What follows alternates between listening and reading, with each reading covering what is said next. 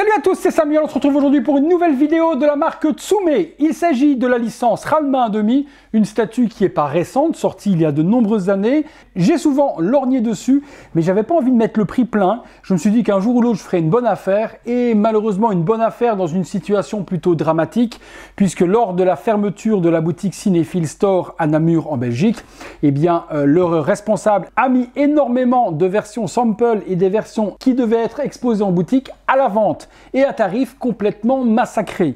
Mais j'en ai profité, j'en ai acheté 3. Malheureusement, au final, j'en ai eu que 2, puisqu'il y en a une qui était cassée dans le packaging. Donc Cinéphile, avant de me l'expédier, avait vérifié, il n'a pas pu me la vendre. J'ai donc pris en souvenir du club Dorothée la Ranma 1/2 et également la Sailor Moon que je vous ferai découvrir par la suite. On a donc sur le visuel Ranma et Genma qui sont représentés dans les sources maudites de Jusenkyo. Donc c'est ce que représente la statue. Une lune rouge à l'arrière, mais elle ne sera pas inclue, elle, dans la statue. HQS by Tsume, la licence en japonais, Jusenkyo Curse, forcément c'était écrit juste là, il suffisait de lire, et les petits liseraient. La griffe de Tsume, Genma et Ranma sur l'arrière de la boîte, le petit speech habituel. On a donc 1200 exemplaires sur cette version. Moi, elle va être forcément non numérotée, puisqu'il s'agit d'un sample. On regarde ça ensemble.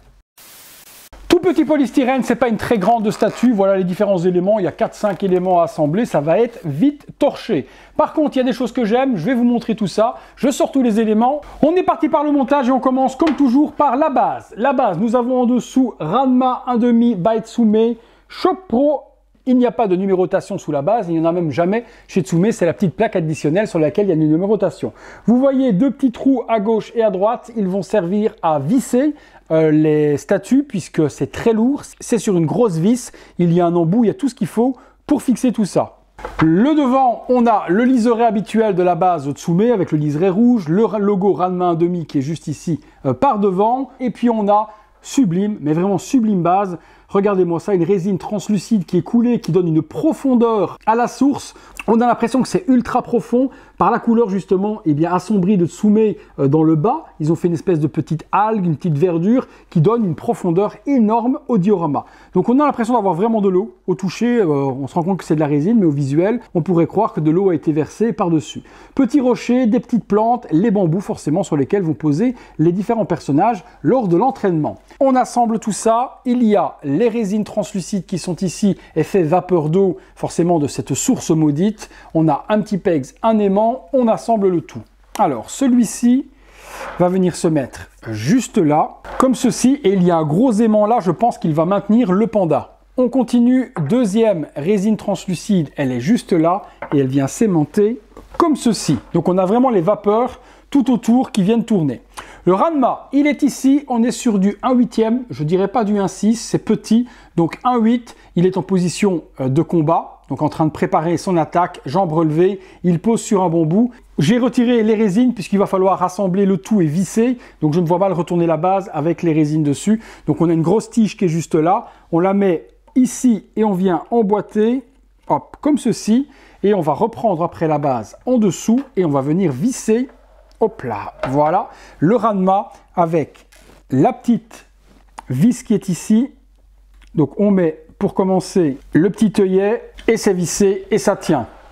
On fait la même chose avec le panda. Regardez comment il est sublime. Il est vraiment magnifique. Un petit peu de poussière dessus. Regardez comment il est super beau le panda. Le poil, la position en train de se préparer à l'attaque, c'est sublime aussi. Les petits ombrages bleus pour surligner tous les muscles, les petites pattes du panda, franchement, je suis comme un fan.